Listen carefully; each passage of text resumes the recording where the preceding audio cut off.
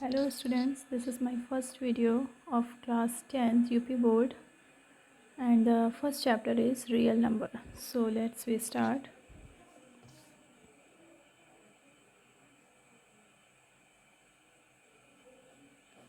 सबसे पहले बच्चों आप लोगों को ये पता होना चाहिए कि रियल नंबर क्या होता है। तो रियल नंबर वो नंबर्स होते हैं जिनको एक्चुअल में आप वो सारे नंबर जिनको आप नंबर लाइन पर डिफ़ाइन कर सकते हैं, नंबर लाइन पर शो कर सकते हैं, वो सारे नंबर रियल नंबर होते हैं। और 9th या 10th क्लास के बच्चों ने अब तक जितने भी नंबर पढ़े होंगे वो सारे रियल नंबर हैं, क्योंकि आप लोगों ने अभी तक नॉन रियल नंबर्स नहीं पढ़े हैं। तो एक्चुअल में आपके जितने भी नंबर्स हैं वो सारे रियल नंबर जो अभी तक आप लोग जानते हैं।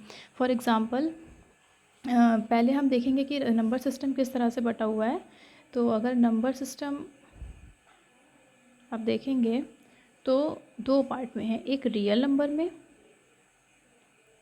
और दूसरा आपका नॉन रियल नंबर है। नॉन रियल नंबर्स को इमेजिनरी नंबर्स भी कहते हैं, जो कि आपके सिलेबस में नहीं है। तो रियल नंबर में आते हैं। अब रियल नंबर में दो टाइप्स होते हैं, यानी कि आप इसको दो पार्ट्स में बांट सकते हैं। एक आपके आ जाएंगे रेशनल नंबर और दूसरे आपके आ जाएंगे इरेशनल नंबर। ठीक है। अब जो रेशनल नंबर होंगे उनमें ये है कि आपने जितने भी नंबर, जैसे कि होल नंबर जानते हैं, होल नंबर हैं, नेचुरल नंबर हैं और आपके p/q फॉर्म के नंबर आते हैं या इंटीजर। तो ये सारे को ही आप रेशनल नंबर्स कह सकते हैं। ठीक है। तो जैसे कि आपके होल नंबर में, जैसे रेशनल नंबर की आप लोगों ने डेफिनेशन पढ़ी होगी कि हम इसको p/q के फॉर्म में डिफ़ाइन कर सकते हैं। तो p/q के फॉर्म में डिफ़ाइन करने का मतलब है कि हम कोई भी नंबर जिसको इस तरह से न्यूमरेटर और डिनोमिनेटर के फॉर्म में लिख सकते हैं, वो सारे नंबर रेशनल नंबर कहलाते हैं। अब कैसे, आप लोग जैसे कि 1/2 अगर लीजिए तो 1 इंटीजर है और p और q दोनों के इंटीजर होने की कंडीशन है। p and q both should be integer.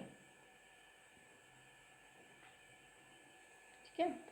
अब जैसे और q आपका जो है ज़ीरो नहीं होना चाहिए। बहुत ज़्यादा ही मतलब इसके लिए नेसेसरी है कि आपका q ज़ीरो नहीं होना चाहिए।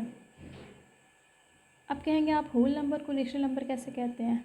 जैसे कि आपका होल नंबर होता है ज़ीरो से स्टार्ट, 1 2 3, तो इनके सबके डिनोमिनेटर में हम 1 यूज़ कर सकते हैं। तो इसमें भी p/q के फॉर्म में हमने दिखाया और q हमारा 1 है तो q हमारा ज़ीरो नहीं है, नॉट इक्वल टू ज़ीरो। इसी तरह से अगर आप नेचुरल नंबर की बात करें तो नेचुरल नंबर में आप 1 2 इस तरह से लेकर चलते हैं, एंड सेम केस कि इसके डिनोमिनेटर में भी 1 है। फिर इसी तरह इंटीजर आपका आ जाता है। इंटीजर में आपके पॉजिटिव नेगेटिव दोनों इंटीजर, जैसे कि -1 -2 और +1 +2 एंड सो ऑन, ये सारे ही आपके, क्योंकि सबके डिनोमिनेटर में आप 1 लगा सकते हैं, ये सारे आपके रेशनल नंबर्स में आएंगे। और इसके अलावा आपके जो हाफ वाले नंबर्स होते हैं, 1/3 है, 1/4 है, 2/3 है, यानी कि ऐसे सारे नंबर जिनमें कि डिनोमिनेटर में और न्यूमरेटर में इंटीजर है, ये सारे नंबर आपके रेशनल में आएंगे। अब आती है कि इरेशनल किसे कहते हैं। ऑब्वियसली जब हम रेशनल को p/q के फॉर्म में दिखा सकते हैं, तो इरेशनल को हम p/q के फॉर्म में नहीं दिखा पाएंगे। और ये दोनों ही नंबर, क्योंकि सारे के सारे रियल में आ रहे हैं, रेशनल और इरेशनल, इन दोनों को ही हम रियल नंबर को, ये दोनों ही रियल नंबर है, इसलिए हम रेशनल इरेशनल दोनों को ही नंबर लाइन पर शो कर सकते हैं। तो इरेशनल नंबर में देखिए बच्चों कि जैसे अगर हमने √2 लिया हुआ है, तो √2 का अगर हम डेसिमल एक्सपेंशन करें तो ये 1/1.141 एंड समथिंग आ जाता है इस तरह से।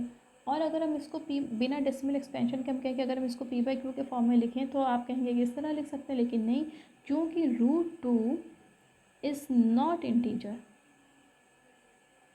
√2 इंटीजर नहीं है, इसलिए हम इसको p/q के फॉर्म में नहीं लिख सकते, क्योंकि रेशनल की कंडीशन थी कि p और q दोनों इंटीजर होने चाहिए। लेकिन हमारा जो यहाँ पर √2 है वो इंटीजर नहीं है, होल नंबर नहीं है। √2 का अगर हम डेसिमल एक्सपेंशन करते हैं तो 1.141 समथिंग आता है। तो ये जब इंटीजर ही नहीं हुआ तो हम इसको अगर नीचे डिनोमिनेटर में 1 लगा भी देते हैं तो भी ये हमारा रेशनल के फॉर्म में नहीं हुआ, इसलिए इसको इरेशनल कहा जाता है। इस तरह से जितने भी हैं जो परफेक्ट स्क्वायर नहीं है, जैसे √5, √7 या परफेक्ट क्यूब रूट जिनका नहीं निकल सकता, ये सारे नंबर आपके इरेशनल में आते हैं। अब एक बहुत ही इम्पॉर्टेंट डिफरेंस दोनों नंबर्स के बीच में, जिससे कि हम दोनों को पहचान सकें। ये तो आपका थोड़ा सा 9th क्लास का सिलेबस था। अब बहुत इंपॉर्टेंट डिफरेंस जिससे कि हम इन दोनों को पहचान सकें